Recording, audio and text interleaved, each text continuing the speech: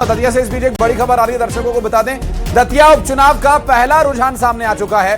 दतिया की जनता ने जो जनादेश दिया है, उस जनादेश में भारतीय जनता पार्टी पहले रुझान में बढ़त बनाती हुई नजर आ रही है। और दतिया उपचुनाव के पहले रुझान की इस वक्त जानकारी न्यूज 18 के माध्यम से हम अपने दर्शकों तक पहुंचा रहे हैं। पहले रुझान में भारतीय जनता पार्टी आगे चल रही है। दतिया से इस वक्त की सबसे बड़ी खबर और दतिया के इस पहले रुझान से लेकर चुनाव परिणाम के चुनावी नतीजों का आखिरी जो ऐलान होगा, वहां तक भी हर एक खबर हम तेजी से अपने दर्शकों तक पहुंचाएंगे। इस बीच ये बड़ी खबर दतिया उपचुनाव से जुड़ी हुई, और वासु हमारे सहयोगी इस वक्त हमारे साथ जुड़े हैं। वासु, जैसा कि आपने क्रिकेट का एग्जांपल दिया था, तो ऑफ द मार्क हो गई है बीजेपी।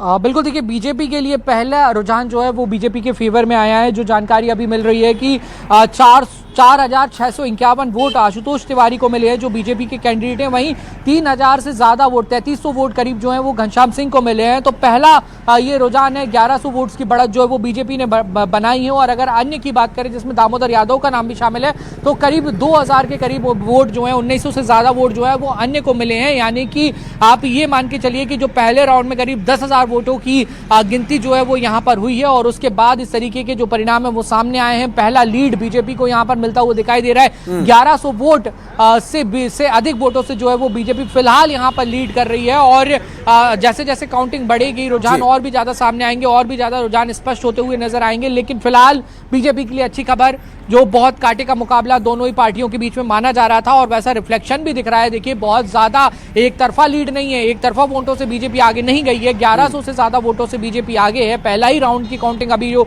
है वो खत्म हुई है, और इस तरीके से 14 राउंड की और काउंटिंग होनी है। ये लीड कितनी ऊपर जाती है, कितनी नीचे आती है, कांग्रेस क्या इस पूरी वापसी जो है वो यहाँ पर कर पाती है, ये भी देखने वाली बात होगी। लेकिन इस सबके बीच जो बड़ी बात है वो यही है कि बीजेपी को फिलहाल यहाँ पर एक लीड मिलती हुई नजर आ रही है।